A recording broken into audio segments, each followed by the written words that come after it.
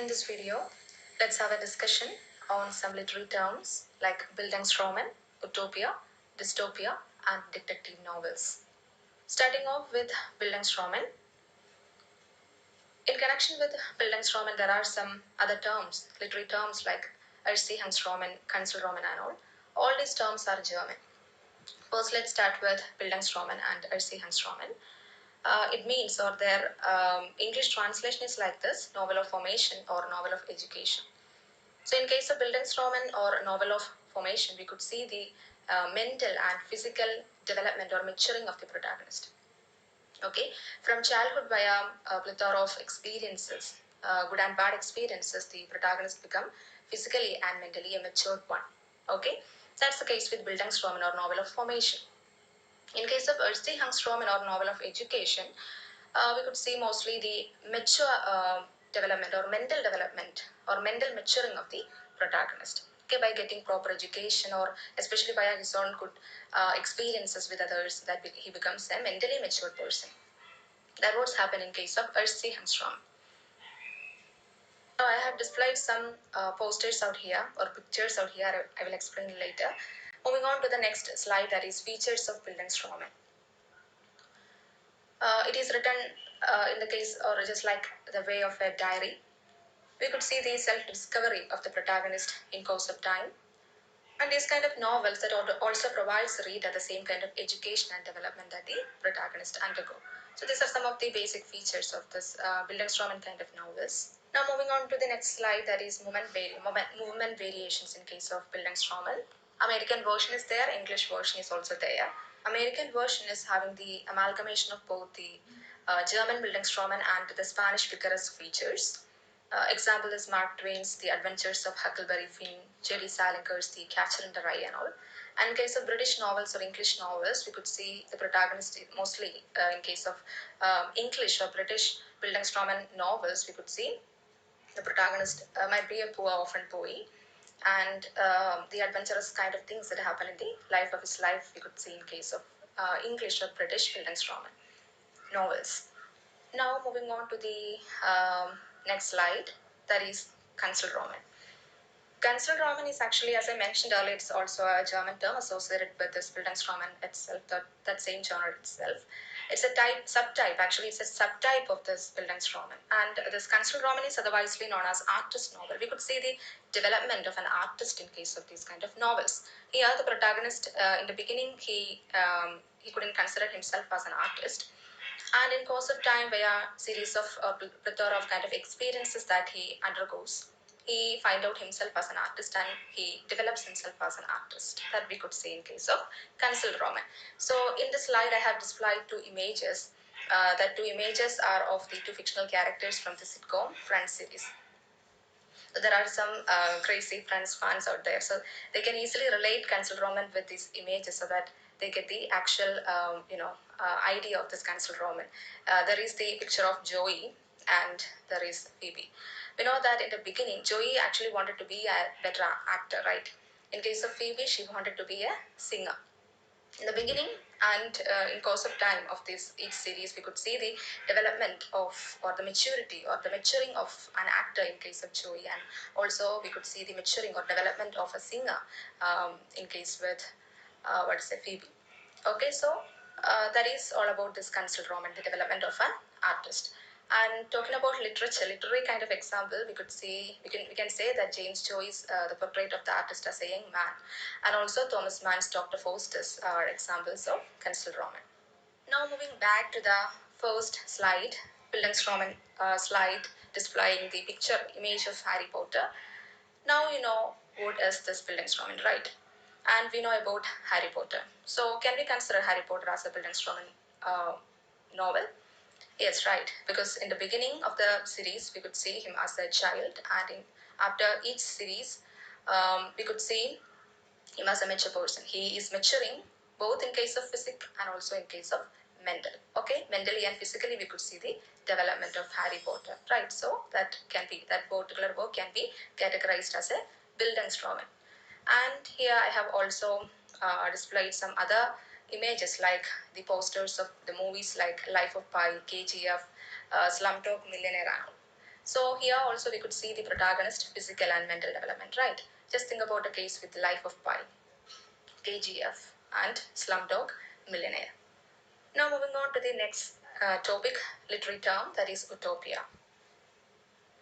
So talking about utopia, it's also a kind of fictional writing, and it talks about an ideal but non-existent political and social way of life, and it is written as a satirical way to criticize the contemporary human life and society. Now about the origin of the term utopia. It was with the publication of the work named Utopia in the year 1515, 1515 or 1516, 1515 or 1516, by the Renaissance humanist Thomas More, that the term Utopia came into being for the first time. Okay, so it was published in Latin in the year 1515 or 1516, and later it was translated and published in 1556 or something. Okay, so the term utopia for the first time came into being with the publication of this Latin book in 1515 with the name Utopia by the Renaissance humanist Thomas More during in the 16th century. And he combined, or he made this, or he created this term utopia by combining two Greek terms. Okay, two Greek terms are there. So one of the meaning of one of the Greek term is no man's land or no place, and the meaning of the other Greek term is ideal place. Okay, so by combining two Greek terms, which means no man's land or no place, and at the same time the other Greek term which means ideal place, this Thomas More has created or made the term utopia. Okay, the Greek terms were like Utopia, utopia, and Outopia, almost pronounced as same, but made out of these two Greek terms created, this Thomas More created a term utopia. So it has both the meanings, that is no place or no man's land, at the same time an ideal place. So that's about the origin of the term utopia. Now about the historical context of this, the notion of utopia. So the term utopia that came into being for the first time in the 16th century by this Renaissance humanist Thomas More with the work of Thomas More. But even before him, that is even before 16th century, there was this notion of utopia, even from the Greco-Roman time period itself. Plato has written Republic, and in Republic we could see a kind of ideal world, that he is propagating the notion of an ideal world in Republic. So even from this Greco-Roman period itself, there is a notion of utopia, but the term utopia as such came into being for the first time in 16th century by this Renaissance humanist Thomas More with the publication of the book Utopia. Okay, now about some features of the utopian novels.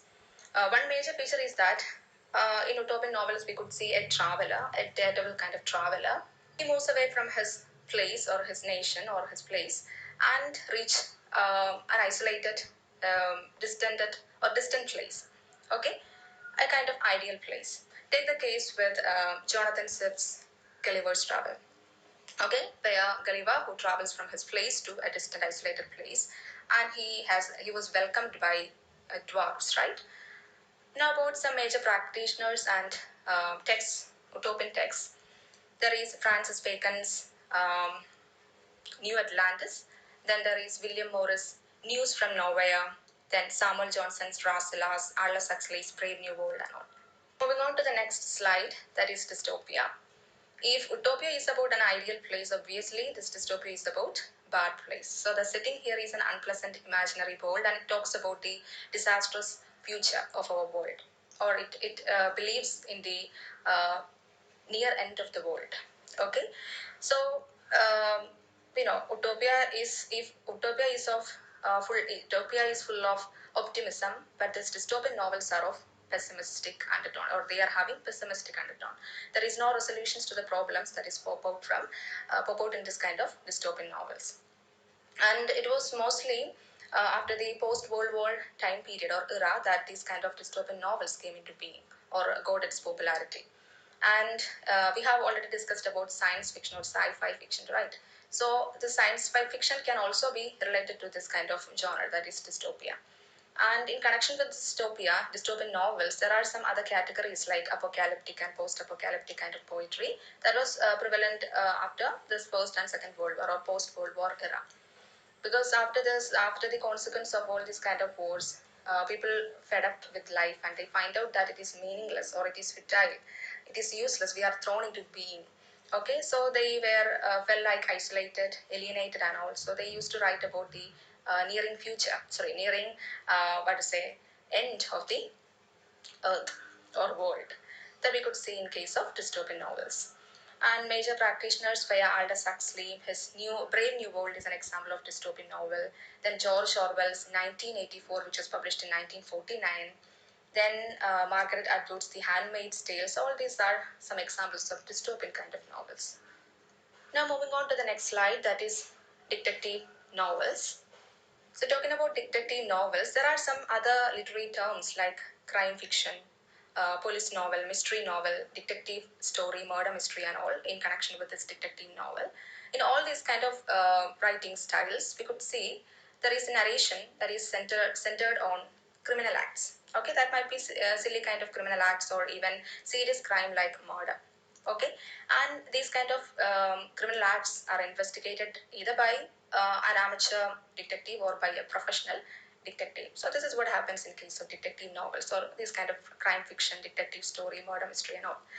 And this kind of writing style that was popular with the publication of these stories by the American short story writer Edgar Allan Poe, with his publication of works like Murders in the Rue Morgue, the Following Letters, and all. And later in 1890s, 1890, later in 1890s, we could see the most, what is the celebration of all this kind of detective novels or detective fiction by this Arthur Conan Doyle's publication of Sherlock Holmes. And after, in the beginning of 20th century or early 20th century, that is 1920s and 1930s, there were some English women writers who experimented in detective novels. Four major figures were there. Two among them were Agatha Christie and Dorothy Sayers. So these are some of the basic ideas regarding the novel or detective novel genre.